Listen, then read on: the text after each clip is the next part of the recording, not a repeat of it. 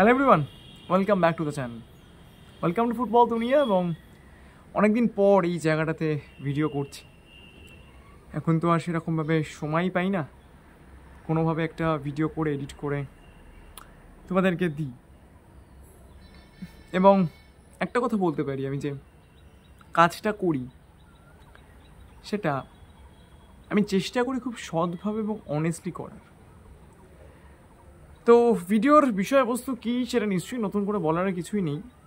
কালকের আমাদেরই এক দাদা আমার ব্যাপারে এবং বেঙ্গলি স্পোর্টস ব্লগের ব্যাপারে অনেক কিছু কথাবার্তা বলেছেন এবং উনি ঠান্ডা মাথায় বেশ কিছু এলিগেশনই দিয়েছেন বলা যায়, এবং ফিঙ্গার আউট করেছেন, পয়েন্ট আউট করেছেন।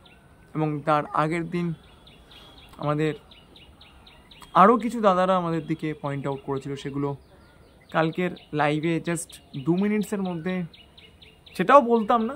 আপনাদের কিছু কোশ্চেন ছিল, আপনারা কিছু কোশ্চেন করেছিলেন, সেগুলোকে জাস্ট আমরা আমাদের মতো করে সেগুলোকে ক্ল্যারিফাই করেছিলাম। এবং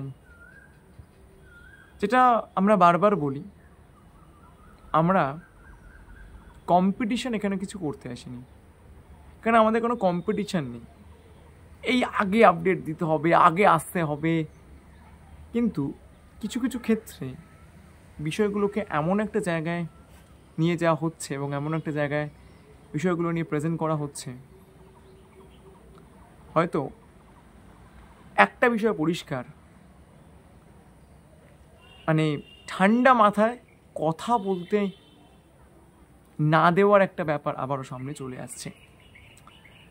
প্রথমত একটা কথা বলে দিচ্ছি যে আমি কোনো স্ক্রিপ্ট লিখে ভিডিওটা করতে আসিনি, এবং কথা বলার স্টাইল দেখেই বুঝতে পারছেন ন্যাচারালি আমার ভেতর থেকে ঠিক যে জিনিসগুলো আসছে আমি ঠিক সেগুলোই আপনাদেরকে বলছি। এবং আমার মনে হয় ফুটবল দুনিয়ার এত এত মেম্বার্স, তাদের প্রত্যেককে সঠিক কথাটা বলা দরকার।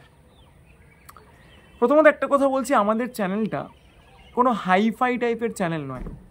মানে যারা খুব উচ্চপদস্থ মানুষ, যারা গাড়ি চড়ে আসে, এসি ঘরের মধ্যে ঢুকে যায় গরমের মধ্যে, আমাদের চ্যানেলটা হচ্ছে খেটে খাওয়া মানুষদের, যারা ইস্টবেঙ্গল ফ্যান্স বা যারা মোহনবাগান ফ্যান, হ্যাঁ না তারা। প্রথমত আমরা বারবারই একটা ইস্যুকে সামনে নিয়ে এসেছি, সেটা হচ্ছে এই যে মানুষ ইস্টবেঙ্গলের খেলা দেখতে যায়, টাকা খরচ করে যায় এবং তারা তাদের নিজেদের ভীষণ ইম্পর্ট্যান্ট টাইমটা খরচ করে খেলা দেখতে যায়।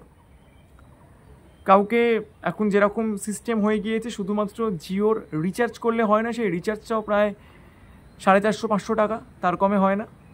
এবং 1 মাসের জন্য প্রায় 150 টাকার মতো এখন জিও হটস্টারে দিতে হয়, তারপরে ইস্টবেঙ্গলের খেলাগুলো দেখা যায়। অনেকেরও তো মনে হতেই পারে, যারা খুব হাই সোসাইটিতে থাকেন বা যারা নিজেদের টাকায় খেলা দেখতে যান না, অন্য কোনোভাবে তারা স্পন্সরশিপ পান, তাদেরও তো মনে হতেই পারে যে সেই সব মানুষদের কথাগুলোকে অত ইম্পর্টেন্সের দরকার নেই। যেরকম আমাদের ইস্টবেঙ্গল ম্যানেজমেন্টের একজন কিছুদিন আগেই বলেছিলেন যে তাদের কথার অত ইম্পর্টেন্স দিয়ে তো কোনো দরকার নেই। তো ব্যাপারটা হচ্ছে, আমার সেই দাদার কথা শুনে সত্যিই আমার ভীষণ খারাপ এই কারণেই লাগলো, তিনি মানে কালকে নিজেকে একজন স্বঘোষিত ক্লাব ম্যানেজমেন্টের অনুগামী হিসেবেই নিজেকে প্রুভ করলেন। সেটা তিনি করতেই পারেন, কাউকে ভালো লাগতেই পারে, সেটা কোনো ব্যাপার নয়। কিন্তু সমস্যা একটা জায়গাতেই রয়েছে, একটা প্রচ্ছন্ন হুমকির মতো ব্যাপারটা আসলো যে ভাই তুমি এইটা বলো না। আমি অবাক হয়ে গেলাম যখন অভিদাকে কেউ বলেছিল যে এই ঘেরাও টেরাও করা হবে। আমি আবারও বলছি, আমাকে এরকম কেউ বলেনি, ম্যানেজমেন্টের তরফ থেকে কেউ বলা হয়নি। আমার চ্যানেল বন্ধ হওয়ার যে ব্যাপারটা, সেটা আমি কোন পার্সপেক্টিভ থেকে বলেছি, যারা দেখেছেন তারা বুঝতে পেরেছেন। সেটা নিয়ে নতুন করে আমি এই ভিডিওটাকে আর দীর্ঘায়িত করব না। কিন্তু সেটা বিষয়, অভিদা ভিডিওতে কি বলবে, অভিদার কি বিষয়, সেটা সে কি বলবে সেটা তো কেউ ঠিক করে দিতে পারে না। তাকে কেউ হুমকি দিয়েছে, সেটা এসে কোথায় বলবে, সেটা থানায় জানাবে নাকি সে তার ইউটিউব চ্যানেলে এসে বলবে, সেটা নিশ্চয়ই কেউ ডিসাইড করে দিতে পারে না। আবার সিমিলারলি আমি আমার কথাগুলো কোথায় বলবো, সেটা অন্য কেউ ডিসাইড করে দিতে পারে না। পরিষ্কার বাংলা হিসেবে। আমি আশা করি ব্যাপারগুলোকে বোঝাতে পেরেছি। আমি খুব বেশিক্ষণ সময় নেব না। এবং নিশ্চয়ই জানেন যে তার কিছুদিন আগে, মানে জাস্ট যেদিনকে দাদার ভিডিওটা এসেছে তার আগের দিন, সেই একটি চ্যানেল থেকে আমাদেরকে মানে জানাতেই বলা হয়েছে, এবং আমি অবাক হয়ে গেছিলাম যে আমার একজন সাবস্ক্রাইবার সে বলছে আমি একটা কোশ্চেন করেছিলাম, আমাকে রীতিমতো অপমান করা হয়েছে তাদের লাইফে। তো যাই হোক, তারা তাদের লাইফে কী করবে সেটা একান্তই তাদের ব্যাপার। তাদের একটা বক্তব্য আমি শুনেছিলাম যে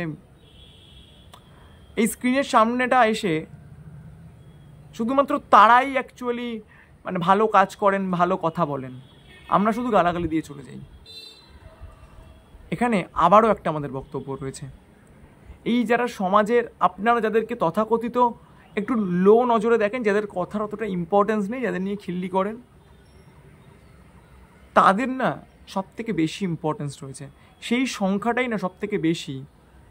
তারা ইস্টবেঙ্গলে খেলাটা দেখতে যাচ্ছে বলে ইস্টবেঙ্গল ব্র্যান্ডটা বেঁচে রয়েছে। এই ব্র্যান্ড নিয়ে আবার বিজনেসের একটা প্রসঙ্গ রয়েছে, আমি সেই প্রসঙ্গটা তো যাব। এবং তাদের ভাষাটা না ওই গালাগালির মতো করে কষ্টটা বেরিয়ে আসে। 22 বছরের পর 23 বছরে আমরা পদার্পণ করতে চলেছি। তাদের মানে তাদের যে ল্যাঙ্গুয়েজ সেটা না ওইভাবেই বেরিয়ে আসে। এবার প্রথমত একটা কথা বলি, যেটা আমরা বারবার ভিডিওতে বলেছি, যে ভিডিও বা লাইভ যেখানেই হোক না কেন, we are not against the East Bengal club. আমি তো নই, I am not against the East Bengal club, and it has no mean to go against that renowned institution. কখনোই নয়। ইস্ট বেঙ্গল ক্লাবের এগেনস্টে নয়, এবং এই কথাটা আমি বারবার বলেছি। ইস্ট বেঙ্গলের যারা এই মুহূর্তে এক্সিকিউটিভ কমিটি মেম্বার্সরা রয়েছেন তারাই থাকুন, তারাই কাজ করুন, আমরা কারোর রেজিগনেশন চাই না। এই ব্যাপারে একটা ছোট্ট কথা বলছি, আমরা পার্সোনালি কোনো ফ্যান্স ক্লাবের সঙ্গে যুক্ত নই। একটি ফ্যান্স ক্লাব থেকে কিছুদিন আগেই আমাকে ফোন করা হয়েছিল, বলা হয়েছিল যে আমরা একটি প্রোটেস্টের আয়োজন করছি ক্লাব ম্যানেজমেন্টের এগেনস্টে, সেটাকে তোমরা যদি একটু সাপোর্ট করো, তোমরা যদি সেটাকে প্রচার করো। আমরা বলেছিলাম আমরা এটা করতে পারি না। অ্যাজ আ কন্টেন্ট ক্রিয়েটার হিসেবে আমরা কারুর বক্তব্যকে কারুর এগেনস্টে তুলে ধরতে পারি না, কখনোই পারি না, কারণ এটা আমাদের এথিক্সের এগেনস্টে যাচ্ছে। আমরা কিন্তু সেই কাজটা করিনি। আমরা কিন্তু পারতাম ম্যানেজমেন্টের এগেনস্টে সেই বিষয়টাকে নিয়ে প্রচুর ভিউজ কামিয়ে নিতে, প্রচুর ভিউজ হতো, কিন্তু তখন সেটা করিনি। কারণ আমরা সবসময় যেটা বলে এসেছি, ম্যানেজমেন্ট যদি ভালো কাজ করে আমরা ম্যানেজমেন্টের পাশে থাকবো, আবার ম্যানেজমেন্ট যদি খারাপ করে সেটাকে নিয়ে আমরা সমালোচনা করব। এটা খুব সুস্থ স্বাভাবিক একটা বিষয়। এটা ডেমোক্রেসির একটা ফোর্থ পার্ট, যেটা আমরা প্রত্যেকেই জানি। তাহলে ডেমোক্রেসি তো এরকমভাবেই চলে। সেক্ষেত্রে কারুর কোনো কন্টেন্ট ভালো নাই লাগতে পারে, কোনো সমস্যা নেই, কিন্তু তার কণ্ঠরোধ বা একটা প্রচ্ছন্ন হুমকি, এটা ঠিক নয়, আমার যেটা পার্সোনালি মনে হলো। এবং আমি একটা কথা বলছি, সেই দাদার সঙ্গে আমার পার্সোনালি কোনো সমস্যা নেই, ভীষণ ভালো রিলেশন আমার। এবং যখন এই কথা উঠলো, তাহলে এটাও বলি যে ওই দাদা অন্য একটি চ্যানেলে, আমি সেই চ্যানেলের নাম করছি না, একবার গিয়েছিলেন, তাকে সেই চ্যানেলে অত্যন্ত খারাপভাবে, মানে বলা যায় ইনসাল্টিং একটা বিহেভিয়ার তার সঙ্গে করা হয়েছিল। ঠিক সেই দিনকেই তার কিছুক্ষণ পরে আমার চ্যানেলে উনি এসেছিলেন। উনি ম্যানেজমেন্টের ফেভারে অনেক কথা বলেছিলেন, একটা সিঙ্গেল টাইমও আমাদের তরফ থেকে একটা কাউন্টার ওনার কাছে যায়নি। কারণ আমরা সবসময় প্রত্যেকটা পার্সোনাল ইন্ডিভিজুয়ালের যে বক্তব্য, তাদের যে পার্সপেক্টিভ, সেগুলোকে আমরা অলওয়েজ রেসপেক্ট করে এসেছি। কিন্তু দেখা যাচ্ছে যে আমাদের এগেনস্টেই একটা ন্যারেটিভ খাড়া করা হচ্ছে, এবং যারা জাস্ট একটু কথা বলতে চায় তাদের এগেনস্টে একটা ন্যারেটিভ খাড়া করে নিজেদেরকে বিশাল কিছু ভাবার চেষ্টা করা হচ্ছে। এবার আমি চলে আসছি সেকেন্ড পয়েন্টটাতে, খুব ইম্পর্টেন্ট পয়েন্ট, ইস্ট বেঙ্গল নিয়ে বিজনেস। আচ্ছা, প্রথমত ইস্ট বেঙ্গলের যারা যারা ইউটিউবার্স রয়েছেন, তাদের কারুর ভিডিওতে আমি একটা জিনিস দেখি না যে তাদের মনিটাইজেশনটা অন করা নেই। প্রত্যেকের মনিটাইজেশন অন করা রয়েছে। ইভেন আমাদের নিয়ে ভিডিও করলে কিছু ভিউসও পাওয়া যায়। সেই ভিডিওগুলো যেখানে আমাদেরকে মানে বলা যায় ছোট করা হয়, সেই ভিডিওগুলোতে যখন এসে শুনি তারা বলছেন যে ইস্টবেঙ্গল আমাদের ইনকামের জায়গা নয়, কিন্তু সেই ভিডিও বা সেই লাইভগুলোকে মনেটাইজেশনটা অন করে স্টার্ট করা হচ্ছে।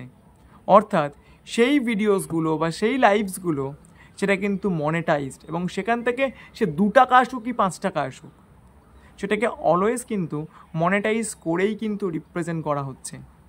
যদি এরকমটাই হতো যে আমরা ইস্টবেঙ্গল নিয়ে কোনো বিজনেস করব না, ইস্টবেঙ্গলের ইউটিউবের ব্যাপারটা শুধুমাত্র সাপোর্টার্সদের জন্য, এবং যেখানে আমরা অন্য কাউকে সমালোচনা করছি এবং তাদেরকে বলছি যে ইস্টবেঙ্গল নিয়ে বিজনেস করো না, আবার নিজেরাই সেই ভিডিওটাতেই আবার মনেটাইজেশন চালুটা রাখছি এবং আমরা সেই ভিডিওগুলোকে মনেটাইজডও করাচ্ছি।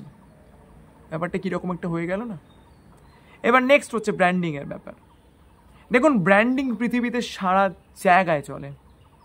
বিরাট কোহলিকে নিয়ে কি আইপিএল ব্র্যান্ডিং করে না? মহেন্দ্র সিং ধোনি কবে রিটায়ারমেন্ট নিয়েছেন, তাকে নেওয়ার জন্য এখনও যেসব অ্যাডভার্টাইজমেন্ট কোম্পানিজগুলো রয়েছে, সেই অ্যাডভার্টাইজমেন্ট কোম্পানিজগুলো এখনও পর্যন্ত মহেন্দ্র সিং ধোনিকে নিয়ে অ্যাডভার্টাইজমেন্ট করায়। কেন করায়? Branding. Manchester United, Manchester city, Real Madrid, তাদের নিয়ে দেখবেন ইউটিউবে গিয়ে হাজার হাজার ভিডিওস রয়েছে এবং প্রত্যেক কটা ভিডিওস কিন্তু মনিটাইজ করা, যাদের চ্যানেলে মনিটাইজেশন চালু হয়েছে। তা এটা কি খুব একটা বোকা বোকা কথা হয়ে গেল না যে ইস্টবেঙ্গল নিয়ে বিজনেস করবেন না? এটা তো ব্র্যান্ড। সে ব্র্যান্ড থেকে প্রফিট নেওয়ার জন্য তো ইমামি ইনভেস্ট করেছে। তো আমরা তো প্রত্যেকে নিজেদের টাইম, নিজেদের একটা হার্ডওয়ার্ক, রাত্রি 12:30 একটা এসে লাইভ করতে বসে, এটা তো হার্ডওয়ার্কের মধ্যেই পড়ে। তো আমরা তো ইস্টবেঙ্গলের জন্য সেই জিনিসটাকে এইখানে অ্যাপ্লাই করছি, তাহলে আমরা কেন মনিটাইজেশনটা অন করব না? ব্র্যান্ডকে তো সবাই ইউজ করে, যে প্রপারলি ইউজ করতে পারে সেই তো লাভবান হয়। এটা খুব একটা বোকা বোকা কথা হয়ে গেল না? এটা তো আপনিও ইউজ করছেন, এটা তো প্রত্যেকে ইউজ করছে, প্রত্যেকে তার লাইভে ইউজ করছে, প্রত্যেকে তার ভিডিওতে ইউজ করছে। তাহলে কে করছে না? এবং করাটার মধ্যে আমি কোনো অন্যায়ও দেখি না, কারণ প্রত্যেক কটা ব্র্যান্ডকে লোকে এই কারণেই প্রেজেন্ট করে যাতে সে ইউটিলাইজ করবে। আর এইবার একটা বিষয় আমাকে লাস্টে এটা বলতেই হবে, আমরা এই ইউটিউব থেকে এমন কিছু টাকা পাই না যেখানে আমাদের বিশাল কিছু হয়ে যাবে, এবং এটা কারোরই আমাদের প্রফেশন তো নয়। কিন্তু ঘটনাটা হচ্ছে আমাদের এই 2-4 হাজার টাকা বিজনেস নিয়ে অনেকেই অনেক কিছু দেখতে পেল, আর ইস্টবেঙ্গল ক্লাবের কিছু কর্মকর্তা বছরের পর বছর ধরে যে কোটি কোটি টাকার বিজনেসটা করছেন, সেটা দাদা তোমার চোখে পড়লো না? ভেবে দেখো, তোমাকে একটু ভাবতে বললাম। Thank you so much to all of you যারা ভিডিওটা দেখলে। প্রত্যেকে বলো শেয়ার করো, আর যদি মনে হয় পাশে থাকা দরকার তাহলে চ্যানেলটাকে সাবস্ক্রাইব করো। Thank you so much.